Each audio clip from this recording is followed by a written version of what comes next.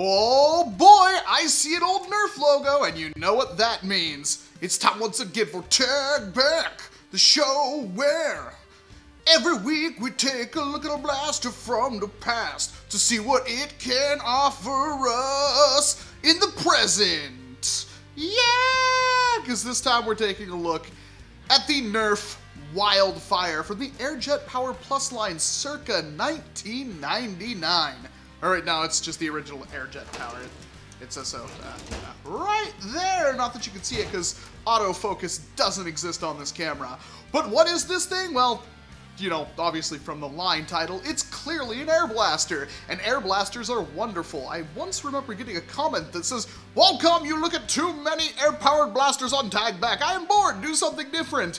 And it's true. I try to vary things up just slightly, but when it comes to the Wildfire, well, or air blasters in general, they just happen to be awesome. I love air blasters. They can do everything. They can do fast rate of fire, and they can do pretty much the longest distances known to NERF kind. It's the jack of all trades. And NERF blasters are, well, great when they're air powered because you don't need batteries and they basically need no upkeep, and they're just wonderful. Every once in a while you get one that leaks, and when it comes to the Wildfire, that's usually kind of a problem. I'm trying to fit this in frame because it's way too big, but the Wildfire, it has kind of a bad history because these things tend to break pretty easily. I'm getting that information from the NERF wiki, which I usually trust, and it says that these are kind of prone to bad quality control, which means they may break at some point, and a lot of them did, and that's too bad because it's kind of a cool blaster, and this is the predecessor to the ever-elusive Rapid Fire 20, I believe it's called, which I covered on a previous episode, which you can find up in the top right corner in the form of a card. Now, this Wildfire is not mine. I believe this was sent to Captain Xavier from a friend, so if you are said fan, this is your Wildfire. I totally stole it from him, but don't worry, I'll be giving it back to him because, well, I already have a Rapid Fire 20, and this isn't mine, and I don't want to be labeled as a thief. Now, the Rapid Fire 20 is Wildfire. This is the Wildfire. They're very similar blasters because they both hold 20 darts, they're both air-powered, and they both shoot ridiculously fast for what they are. In fact, these are great little sidearms and slightly better than things like the, I don't know, Mag Strike because, well, it holds 20 darts and it's cooler looking in my opinion. Now, the Mag Strike's pretty cool, but these are a little bit better, and it's awesome. I really do like these things. In the original Airjet powers, like, look at that, you can see the internals in there way before Doom lands, and you can see this thing back here, which we will get to, and then this thing up here, which is like a holder for a strap that, of course, none of those exist anymore. Maybe you do have one, I don't know, which is kind of cool, because, again, this thing's massive. I can't even really fit it in frame, but the basic operation is that you pump. It makes this satisfying click, which I like. I'm not sure if all of them do that, but it's really cool how it snaps into place, and I think that's a design feature, and I like this one for doing that.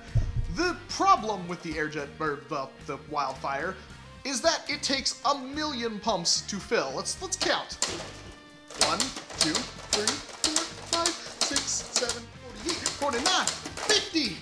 And it's right there at the full mark. And yes, that is a gauge that lets you judge how much is left in your Wildfire. And it's got these little things that kind of show you, it's like, you got lots of shots up here and then little shots down here. Now, it's an old air blaster. The barrels, as you can see, are not great. In fact, they barely hold onto the darts whatsoever. And these are aftermarket, what are these ones from? New Island. These are the New Island darts, I remember correctly. And so, well, you're not expecting crazy ranges out of something like this, let's be honest. The Wildfire is not a distance blaster, it's a rate of fire blaster. It is perfectly serviceable even today in close quarters combat as long as you're using fresh darts. It could do with some kind of, yeah, it really, really wants to have some kind of rebarrel, but there's 20 barrels, so that might be too difficult. And even if you have something like this, you might not want to use it. But the firing demo, it's gonna suck. What? That's all I got? Well, that don't seem entirely right. Now I gotta pump it up again. Alright, let's try this again. There we go. I don't know what happened the first time, but hey, it's an old blaster and that's what happened. And that was 20 darts in a reasonable time with reasonable velocities for how old this thing is, again being older than most of the people watching this channel, and I love it so much.